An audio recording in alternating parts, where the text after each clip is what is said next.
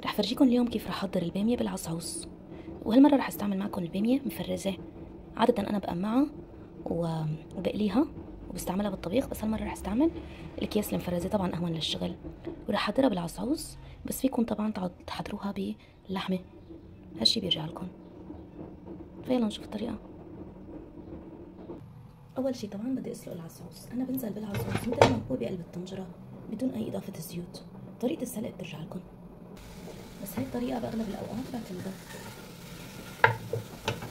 فبس هيك رح أقلبها هيك شوي على نار عالية.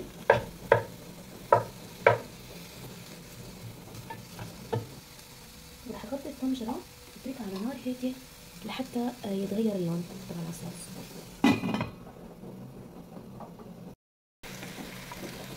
وهيك بعد ما تغير لونه وأخذ تحميرة حلوة، فيها أحمرها بمعلقتين مي لسمان.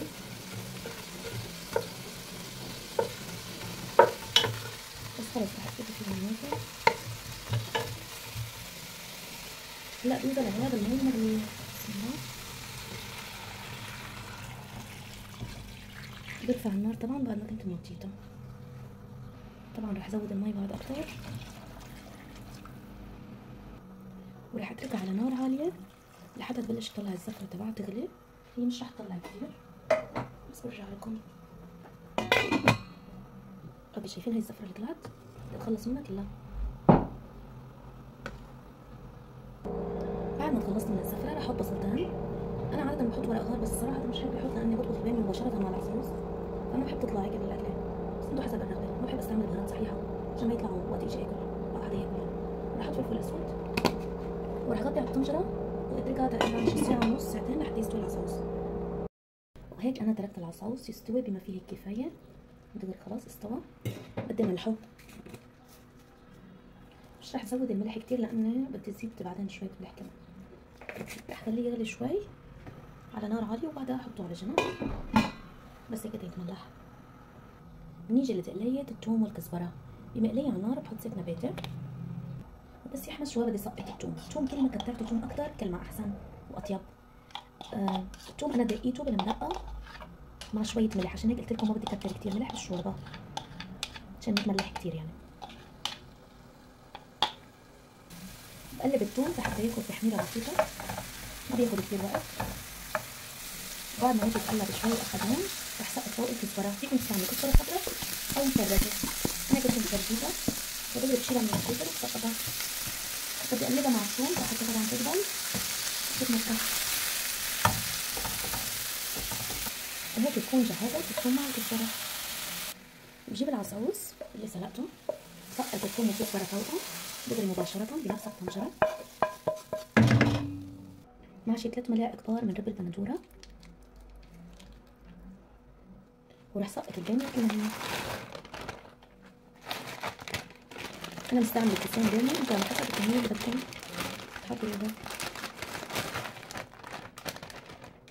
على نار عالية رح اقلبهم.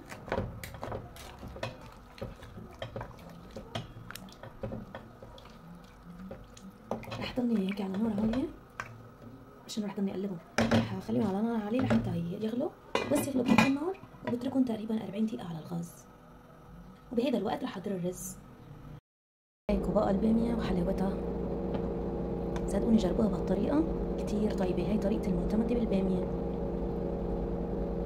اوقات مثل ما قلت لكم ما بستعمل اكياس مفرزة، بكون انا مقمعيتها وقليتها، بستعملها مباشرة او هي مقلية بكون مفرزيتها يعني وبطلعها مباشرة على الطبخ. هيك بسم الله شي بشهي.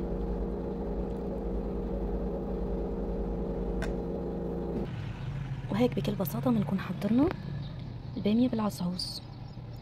البامية الاكياس المفرزة. غدا سهل وبسيط.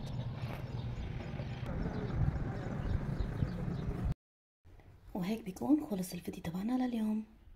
ان شاء الله يكون عجبكم. اذا عجبكم الفيديو ما تنسوا اللايك والاشتراك بالقناة، تفعيل الجرس تصلكم اشعار بكل فيديو جديد بينزل على قناتي. اذا حابين اعملكم اي وصفة اكتبولي بالتعليقات. بشوفكم فيديو تاني بسم الله قريبا. صحتين على قلبكم. سلام. هيك كيف العصعوص طيب، انا بحبه هيك مستوي على الاخر.